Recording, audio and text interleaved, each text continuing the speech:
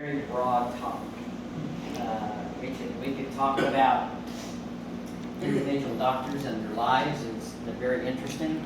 We could talk just about these things, probably for a whole program. We could talk about lots and lots of different aspects. About 50 doctors were court-martialed for various things. So there's a book on court-martialing of several doctors for various reasons. None of them were ever found guilty that I know of, but that didn't stop them from being court-martialed. Sometimes they thought that they were abusing bodies. In those days, for you to do pathology on the body was kind of frowned upon. People thought you were abusing the body. So they were court-martialed for that. So there's lots and lots of aspects of civil war medicine. It's not a simple 1, 2, 3, done deal. So I've been doing this for about 18 years, and it's kind of been a labor of love for me. But so we just get right into it. There have been a lot of books written about the Civil War medical service. I've read most of them. This one is called Civil War Medicine, Challenges and Triumphs. This is probably the most definitive book I ever read on Civil War medicine. I've read it several times, and I constantly go back to reference things and try to remember things, because when you get old, you forget stuff, right? So I know you don't know about that, but I use this book a lot. I really like this book. It was written by Dr. Alfred Bolay, and it's the best one that I've read. If you're interested in Civil War medicine any further, which I'm sure you're not, but this is the book to have. All right, now when the war started, 1861, the Union Army was about 15,000 men. It wasn't very big. Most of those soldiers were out west and defending the west. So when the war started, neither side had really much, if any, of an army. In the Union Army, there were 113 surgeons serving 15,000 Union troops. When the war started, 24 of those doctors left and went to fight for the Confederacy, because they went back home. When their state seceded, like Robert E. Lee, when their state seceded, they seceded. They left, went home. Three doctors were discharged for disloyal, and I don't know exactly why. Maybe because they were Southern sympathizers, so they got discharged, and the others just resigned. So 27 doctors left the Union Army and went south. Nobody, neither side, and you all know a lot of what I'm going to tell you, neither side realized the magnitude of this, what was about to happen. Had no clue. And so when the war started, now both sides had less than 100 doctors. And to show you the magnitude of this whole thing over 4 years, at the end of the war, 4 years later, remember, we got less than 100 doctors. 4 years later, the Union Army had over 13,000 doctors.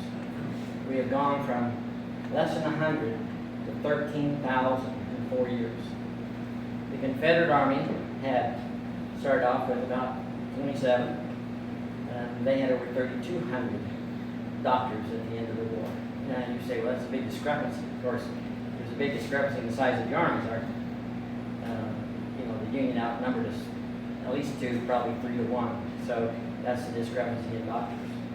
So you can see how massive this whole endeavor became for both sides. And how many people died in the Civil War? Anybody know some of your historians? 670,000. About 620, close. Who knows? Maybe it was 670. The figure that most researchers use is about 620,000. And those are soldiers. Now, think about this, though, that there were a lot of civilians killed. So the number of people that died in the Civil War maybe it was 750,000 people died. Now, I personally, I like to divide the war into two halves. The first half was very much a learning experience for both sides. They weren't prepared for this war. They did. I kind of equate it to you inventing a widget in your garage, and all of a sudden this widget that you've invented in your garage, everybody in the nation wants one. They want it tomorrow, right? We don't want to wait. We want it tomorrow. Well, but you invented one of these things in your garage. You have no inventory. You have no staff. You have no manufacturing facilities. You have no nothing. Well, that's how the North and South basically were when the war started. I mean, the North was a lot better off than the South was, but still they weren't prepared for the magnitude of how immediately everything became that they needed. So it was chaotic. The medical corps, the first year of the war was an absolute disaster. Absolute disaster. They didn't know how to evacuate the wounded off the field. They didn't get the dead off the field. The first battle in Manassas, 62, the wounded laid out there for 2 or 3 days without any help because they were so massive. They didn't know how to get them off the field. The Union soldiers, of course, they went scurrying back to Washington, D.C. They're wounded. If they could walk, had to walk back 35 miles to Washington, D.C. to the hospitals. It was just, I mean, what do we do? What do we do? And when they got back to the hospitals, of course, they weren't prepared. They didn't have enough hospitals. They put them in warehouses and every place else around Washington, D.C. that they could possibly put them. So it was, a surgical experience, lack of evacuation, lack of qualified staff, lack of equipment, lack of supplies, lack of everything. So the first year to year and a half for me, is one part of the war, and the next 2 years is a different war. Much more effective, much more efficient. Do what they were doing. It's interesting, the surgeons, how they were appointed the surgeons. The vast majority of surgeons in the Civil War were regimental surgeons from volunteer regiments, state regiments, right? And somebody would start a regiment here in your area, and 1,000 men, and somebody's going to be the surgeon. Well, oftentimes the governors appointed the surgeons. So, you know what government appointments are like, right? You appoint your friends, you appoint your buddies. You're not necessarily qualified for those appointments, but hey, I'll make you a major and be a surgeon of this regiment. Oftentimes they did have qualifications, but not necessarily. And just like the commanders were appointed by governors, they didn't necessarily have any military experience. They were just buddies of the governor. Hey, I want to be a colonel. Okay, you're a colonel. Go be a regimental commander. So maybe not so much unlike today, right? So, and also interestingly enough, oftentimes, as you may know, the regiments when they were formed elected their own officers. So sometimes the surgeon was actually elected by the regiment. It may have been somebody that had some medical experience, or maybe it was just a good buddy that said, "You be our surgeon," So obviously these are not good qualifications for surgeons, right? So, but this is kind of what we had at the beginning of the war. It was just total chaos and absolute disaster. One of the early years, if you've ever read letters from soldiers early in the war, oftentimes these letters reflected great distress and despair. One young soldier, after a battle at Shiloh, he was recovering from typhoid fever, he wrote to his wife and he said, "My greatest enemies are hunger and doctors." The mortality rates early in the war, if you were wounded, about 25 to 35% of those men were going to die. 2 years later, in July of '63 at Gettysburg, the mortality rate had gone down to 9.5%. From 25 to 35% down to 9.5%. So you can see that they learned a lot. One of the things that they learned over the first 2 years was, well, several things happened during those first 2 years. But one of the things was that they learned the quicker that they did a surgery, the better chance the man had of surviving. If they could do surgery within 24 hours after the wound, before infection set in, he had a really excellent chance of surviving. Something else that's interesting that happened, and the governors didn't like this. They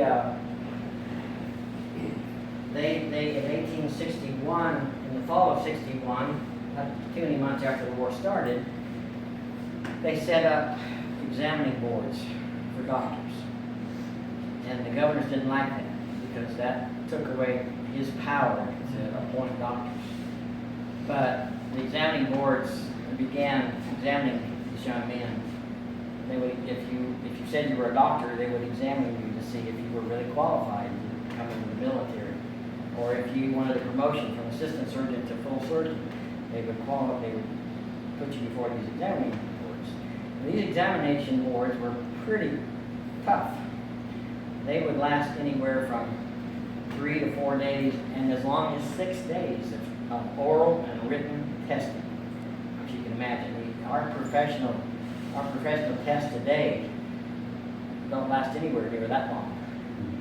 And so there's one story that Dr. David Gandel, who was a Confederate, he was the medical director of the Army of Tennessee, and they were having an examining board in Louisville, Kentucky in late '61. And I guess they had been putting this person through the grill.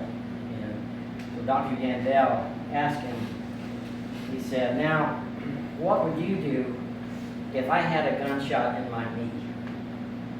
And I guess the examinee had just about had it.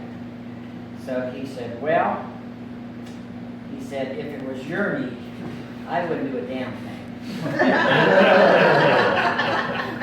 So people ask me if he passed his exam. I don't know. I don't know if he passed his exam with that comment or not, but he was pretty frustrated with everything that he'd been going through for all those days. But during those first 2 years, they learned how to evacuate their wounded quickly. They had an efficient ambulance service, quicker response to surgery, better qualified surgeons through all these examination boards, and they got rid of all those doctors that were unqualified and replaced them with qualified doctors. They were just better organized, and they also began to control their surgeries. Before somebody was operated on, they would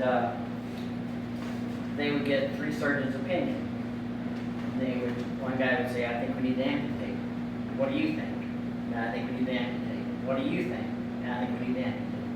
So that's when they would amputate. They'd get 3 opinions before they would do surgery. Now, the lowest level of where a surgeon, they were called surgeons. That was their title, surgeon, not doctor, not physician, but surgeon. And they went by surgeon, and they all had rank, but it's hard to find out what a particular doctor's rank was because his title is always surgeon.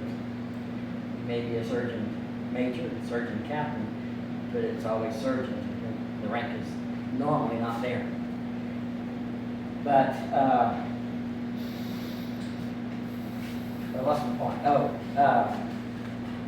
regimental surgeon was responsible for 1,000 men, for their health and their welfare. It was a tough job, a really tough job.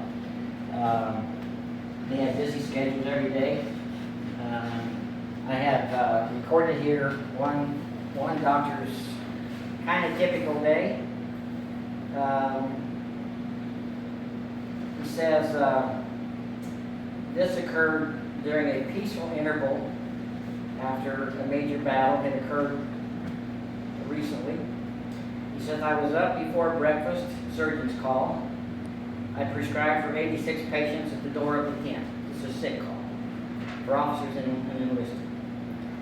He says, I visited hospitals and a barn where wounded were lying and reviewed their cases. I wrote prescriptions for 100 more. I had no dinner. At 4 p.m. this labor was concluded, and I had a cold bite of dinner. After this, in the rain, I started for Vicksburg, 4 miles distant, for medical supplies from the medical curator's office at that place. So he saw almost 200 patients that day. And that's pretty typical. A sick call would be anywhere from 100 to 150 people a day. Now, sick call is kind of interesting. You got to imagine if you're seeing 150 sick people every day, or supposedly getting sick, you don't get to spend a lot of time with those people, do you? If you were to have, I figured out if you have 100 patients and you spent 15 minutes patient with them, it takes you 25 hours about 25 hours to get through all these men. Well, by the time you get through that morning's group, you got another 150 coming in the next day. So you got to push them out pretty quick. So here is somewhere in my notes here. I'll get over to that.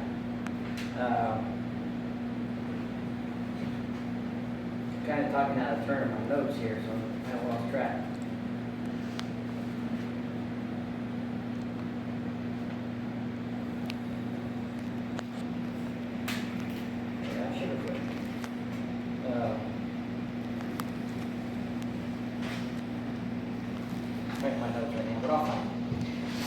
Surgeons were full surgeons were typically majors.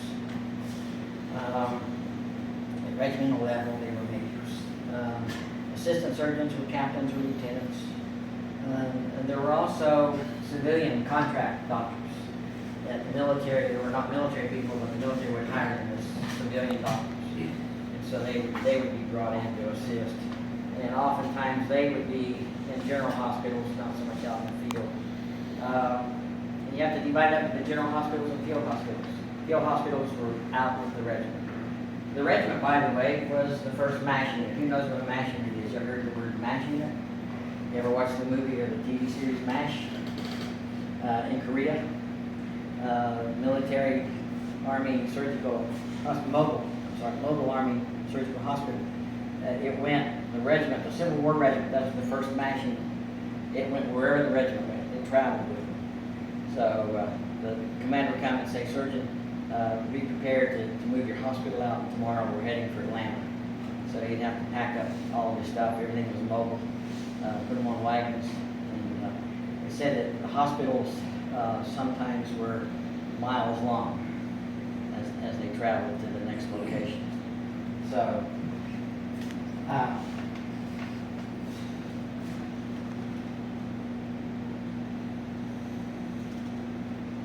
education. A lot of people ask me about education. There were 2 ways to become a doctor.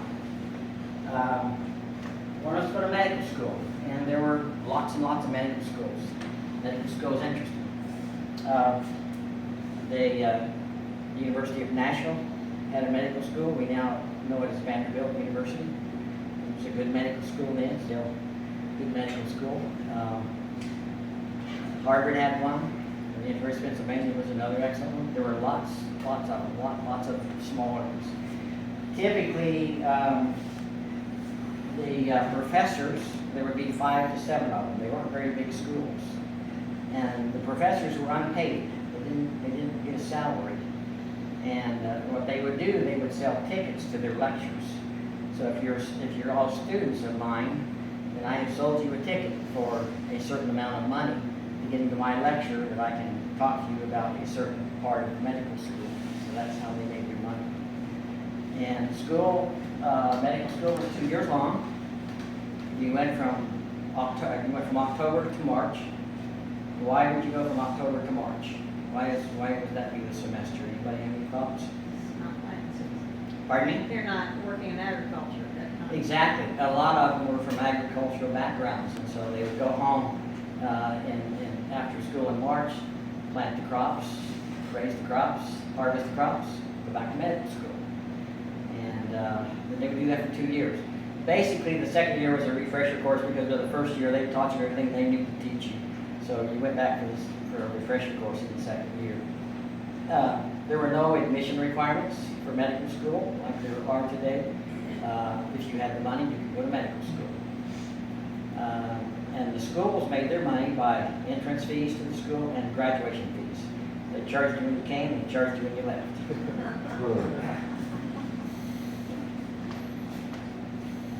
There were about 7 main courses in medical school. There was chemistry, there was anatomy, and there was a few other various kind of odds and ends that they taught you about medicine, all of that. One of the biggest misconceptions about Civil War medicine is that, and I hear this all the time at events, people will come up before they get to the tent. They will say, you didn't have any anesthesia. And most people don't realize that. Ray does, I heard him say that.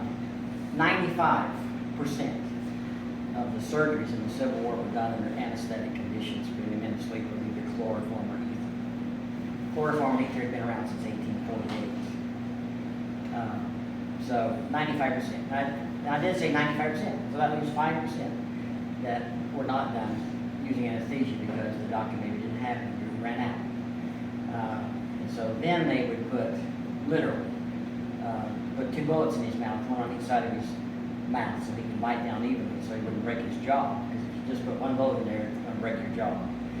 So he could bite down evenly, and then they'd give him whiskey. The hospital always had a good supply of whiskey for medicinal purposes only, of course. But then you would literally bite the bullet. That's where bite the bullet literally came from. But that was the exception to the rule. 95% of them were done. And a lot of people don't understand that because what they did, they gave you they put you in a light state of sleep. Not in a heavy sleep like you are today. In a light state. In that light state of sleep, you're not feeling any pain, but your body is writhing, is moving, and you're moaning and you're groaning. You don't realize that your body is just doing that in a reaction to the anesthesia.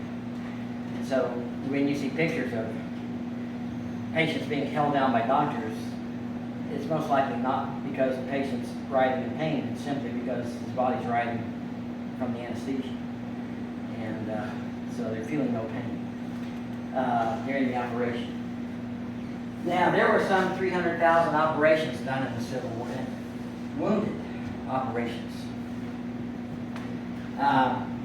55% of those were amputations. Because I brought some bullets. If these bullets, and some of these guys that reenact know about all this, but these are a bunch of different kinds of bullets. The conical shaped ones here, those are called mini balls. A lot of you know that. Why are they called mini balls? Who knows that? A Frenchman by the name of Manet, exactly. In 1848, invented the mini ball. We Americanized it and called it mini. So that's why it's not mini and it's not a ball. It's a conical bullet by a Frenchman by the name of Manet. A devastating bullet, devastating. Unfortunately for the Civil War soldier, because this bullet rifled, and when it entered your body, it just carried bacteria, it carried clothing, it carried whatever coming its way into your body, and it just kept rifling and ripping and tearing whatever got in its way. So if it hit your arm or leg bone, it would just shatter that bone.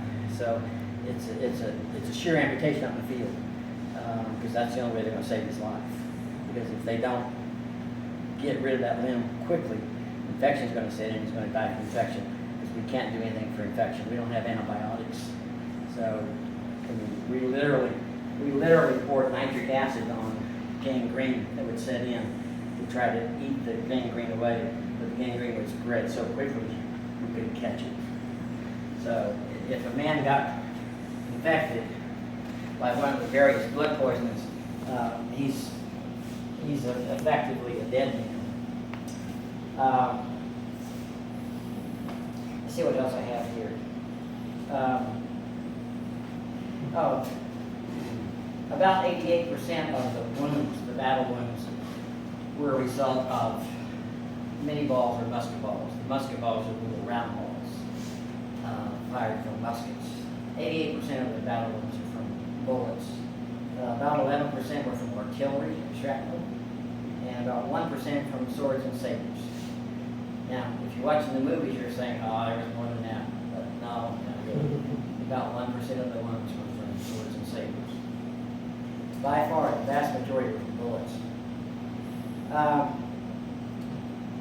me see if I've missed anything here. I don't want to keep you too long. I do want to talk a little bit about these instruments.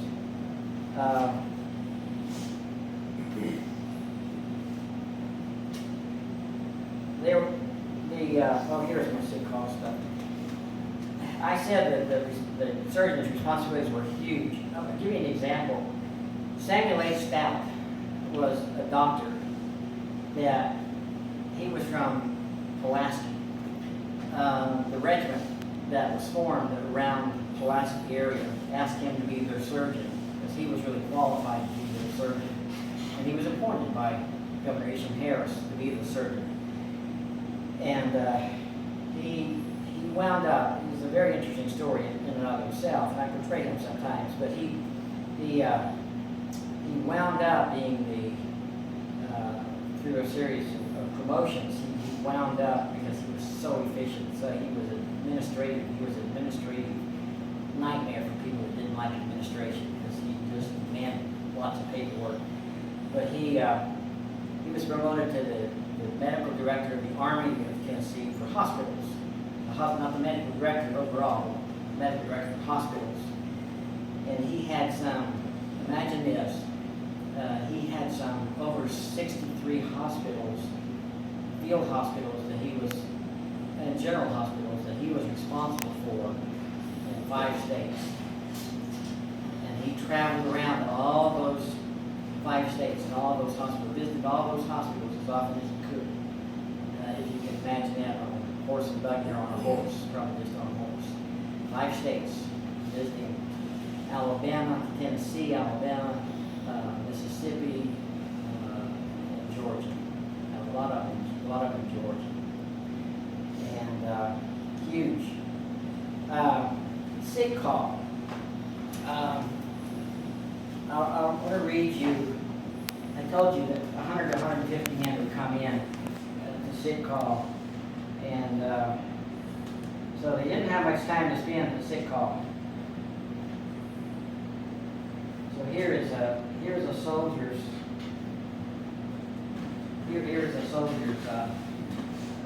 what he saw at sick call in his unit. A soldier who rose to the rank of major remembered a typical sick call. You have to listen closely to this. The regular prescriptions were numbered 6, 9, and 11, which were blue pill, quinine, and venom. We soon learned that venom meant either wine or brandy.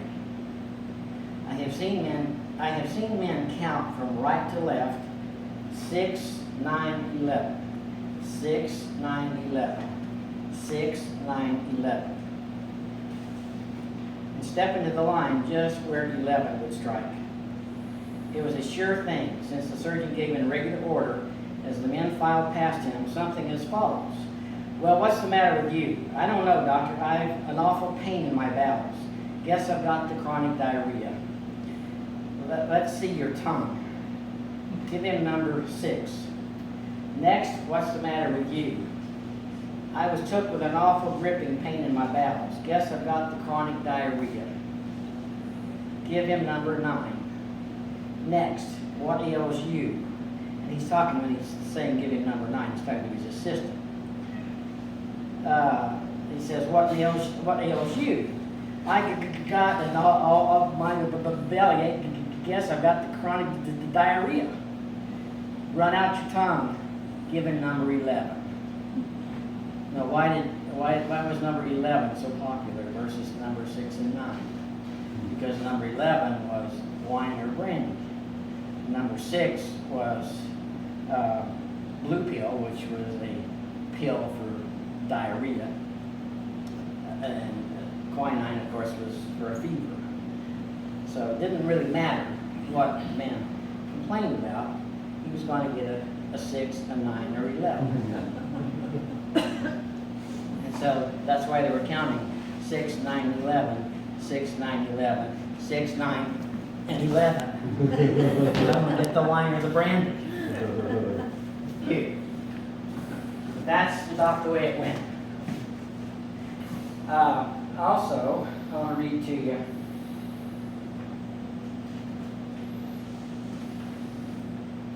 Soldiers oftentimes came to sick call simply because they didn't want to work. They didn't want to do their chores for that day. They didn't want to march. So they wanted to be sick. This, in 1863, a painting, there's a painting here of a couple of surgeons overseeing a guy there seated at sick call.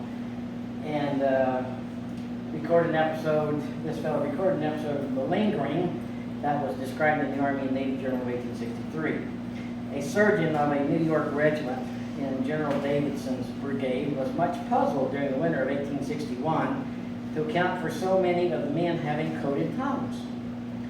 It was almost distemper in the regiment.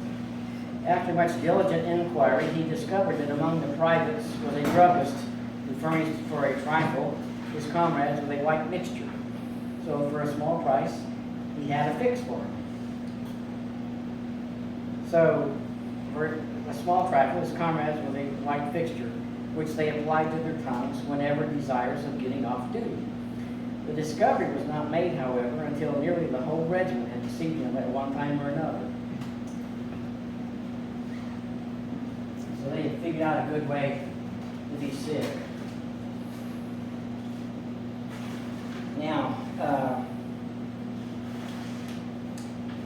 want to kind of get here to the end a little bit where you're blessed about that. Here is something. Surgeons, it was a very emotional, draining experience.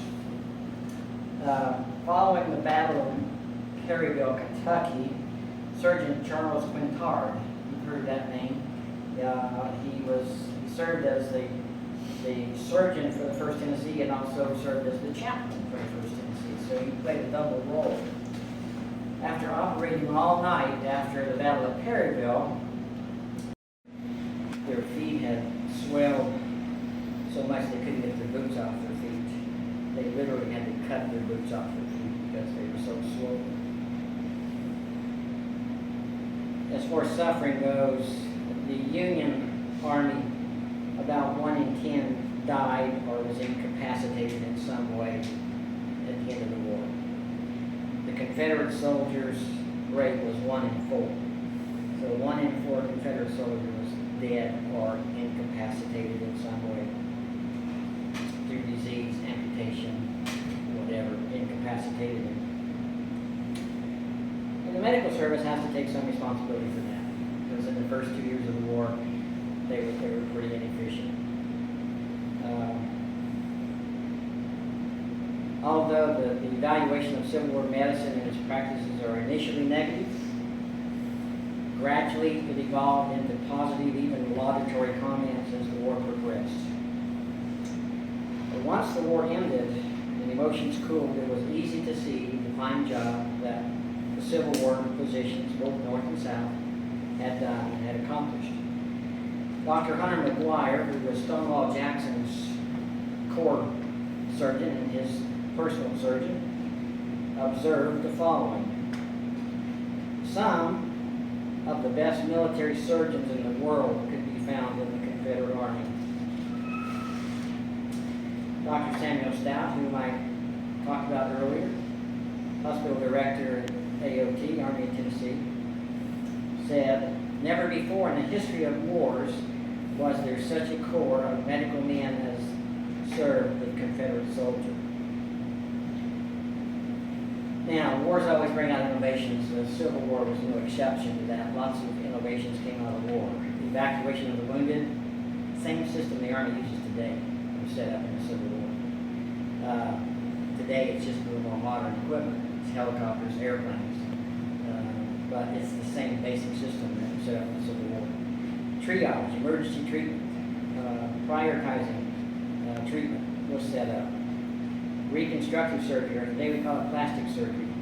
32 of those were done in the Civil War, where bullets had deformed jaws and mouths and faces and what have you.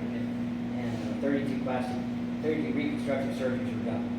Use of anesthesia, medical organizations still in use today, specialized hospitals, just hospitals themselves before the war. I mean, basically, hospitals were almost nothing. They just put you like an insane asylum. That was kind of a hospital.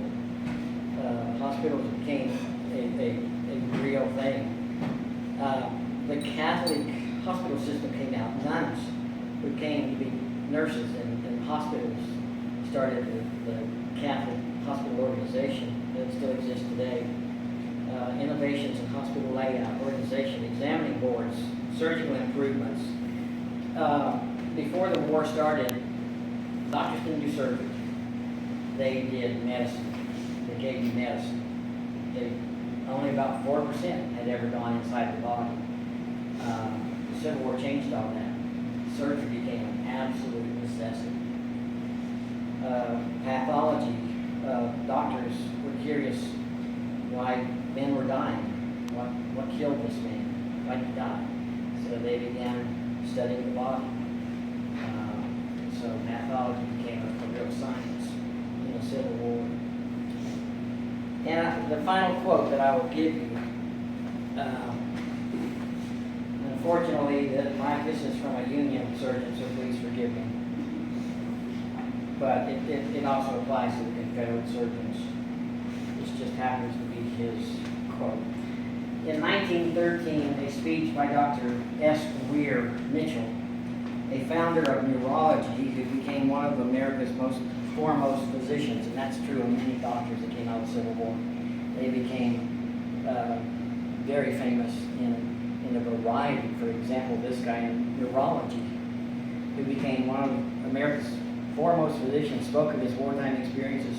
He then expressed his regret that he was unable to give the audience, and I quote, "a sense of the immensity of the task which as a profession we dealt with.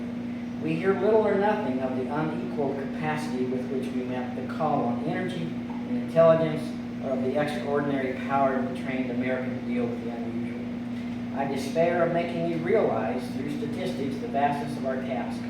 Large figures only bewilder the imagination and do not fully assist in it to realize how perfect was our achievement through those years of disaster and final triumph. I have failed to tell you fitly this story of eminent achievement. We had served faithfully as great a cause as earth has known. We had built novel hospitals, organized an ambulance service as had never before been seen, contributed numberless essays on disease and wounds, and passed again into private life the unremembered, unrewarded servants of duty." In passing, Dr. Mitchell mentioned in his speech that nearly every village in the country had a statue commemorating Civil War soldiers and honoring famous generals, but none had a monument to a Civil War surgeon. Perhaps it is time to correct this deficiency. I know of one, I have not seen it, and if my recollection serves me right, I believe there is a statue to Dr. Hunter McGuire, Stonewall's doctor, and I believe it's in Huntsville, Alabama. But I wouldn't swear on that, but I think that's what I remember reading. So, but I am a proponent for Civil War doctors. I know they have been maligned over the years, thought of as being drunks and incompetents, and there were a few of those, absolutely, especially during the war, until they got rid of them. But you have to realize again the magnitude, the immediacy of this whole thing. I mean, if you said you're a doctor okay, come on in, come on over here. And then they found out they weren't so good, and so you're out of here. So, but it was it was trial and error, a learning experience for everybody. I have here a portion of my collection over the last 18 years. This is the first thing I ever bought. I have to tell you a brief story about this. We were at a Civil War show in Nashville many years ago. I don't know how many years ago. And I saw this kit, and so I decided I needed to have that kit. And so this may have been my first official instrumentation of original Civil War medical instruments. And my wife, as sweet as she is, she said, well, that's fine. But she said, I don't understand why we don't have the money to renovate my kitchen, but we have the money to buy you a surgeon's set.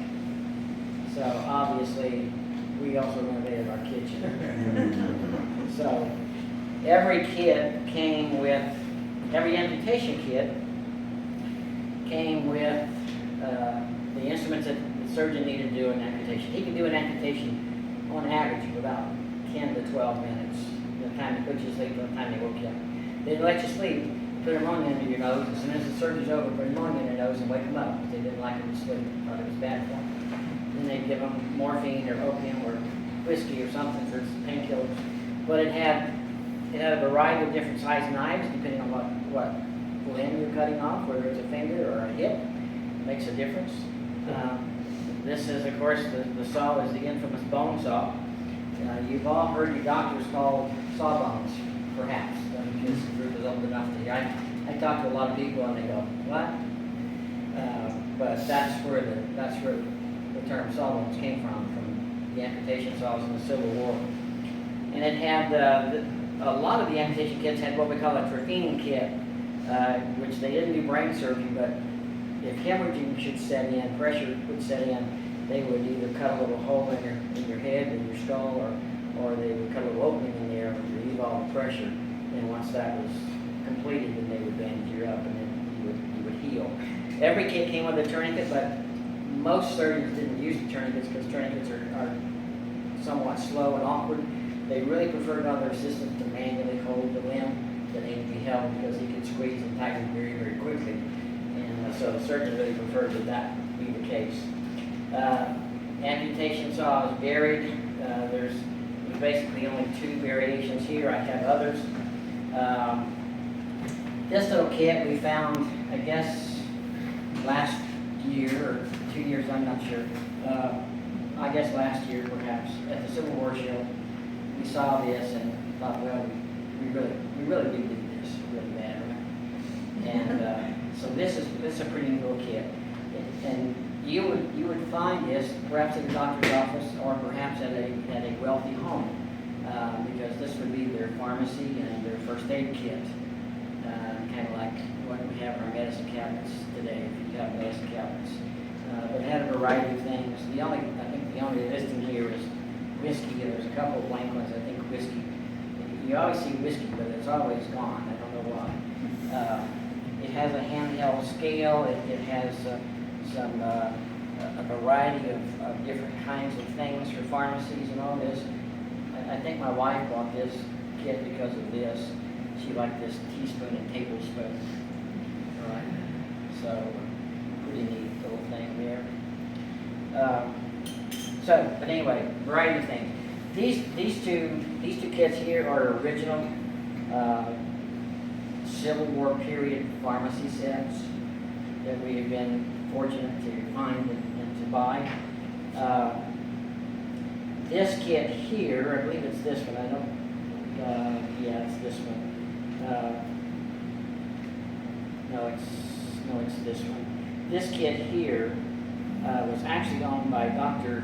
William Anderson from the Mobile, Alabama area. He was a Confederate surgeon, and this was his pharmacy kit.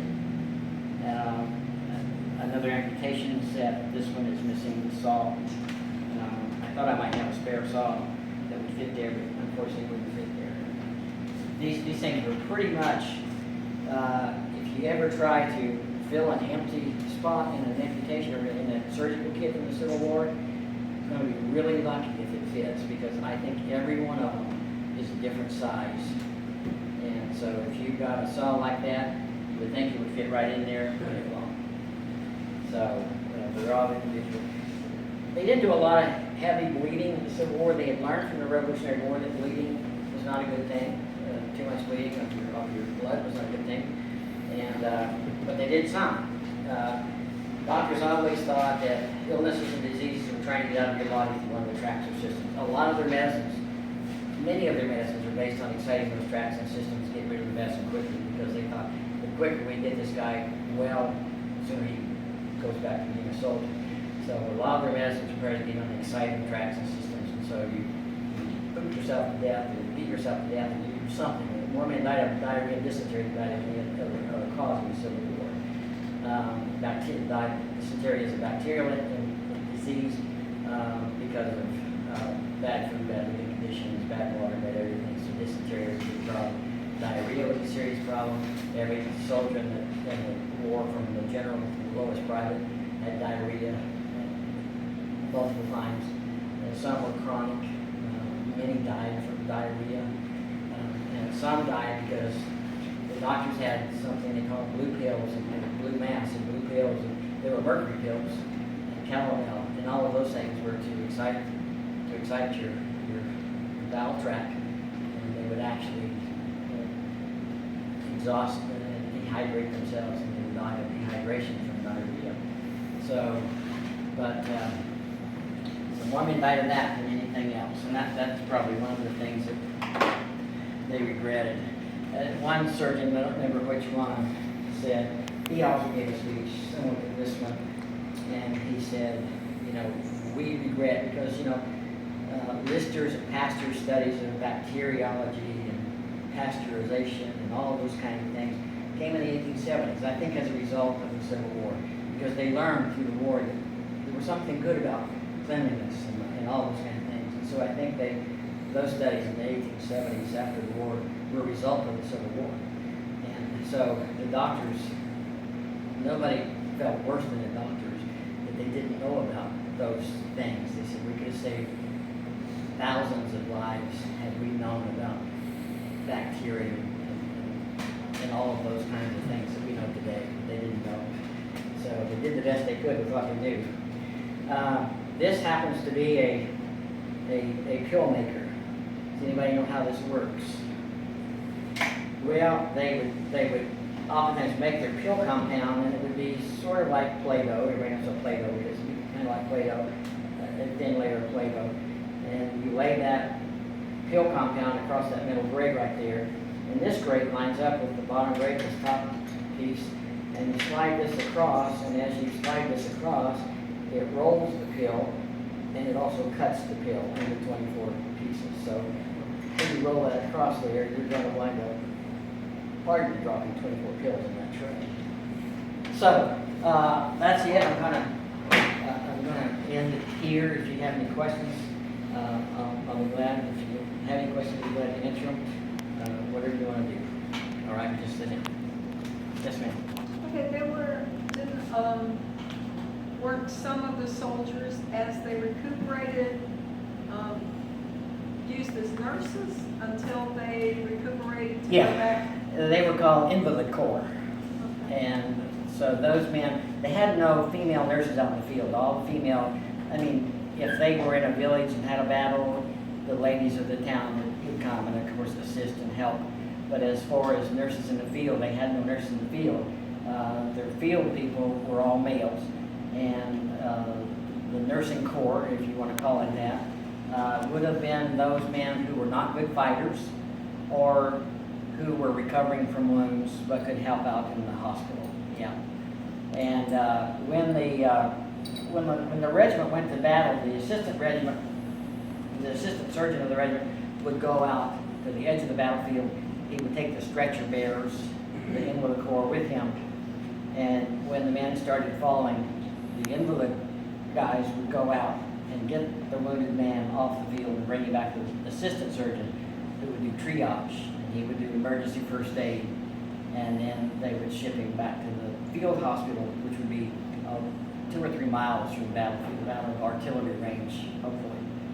And an interesting story, sometimes hospitals got overrun because the battle would get out of order, and so hospitals would be overtaken by the other side. In 1862, Stonewall Jackson, in his Shenandoah campaign, captured a Union hospital in Virginia. And he told several doctors had been imprisoned prior to that because they were captured. And so he told the surgeons, he said, I'm not going to imprison you because you are non-combatants. And you're here to save lives and not take lives. And he said, so we're not going to capture you. And he said, we would appreciate it if your side would reciprocate and do the same thing for our people.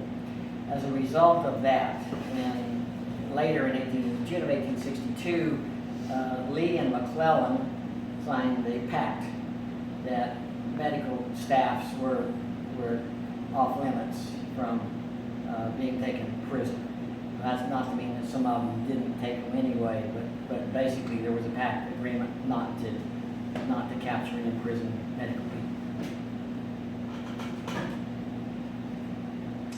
Any other questions?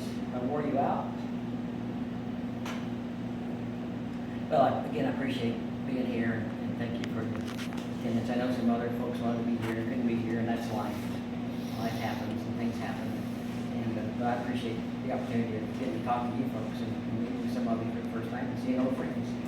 So if that's it, I bid you adieu.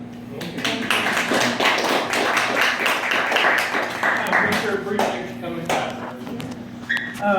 We're way over time.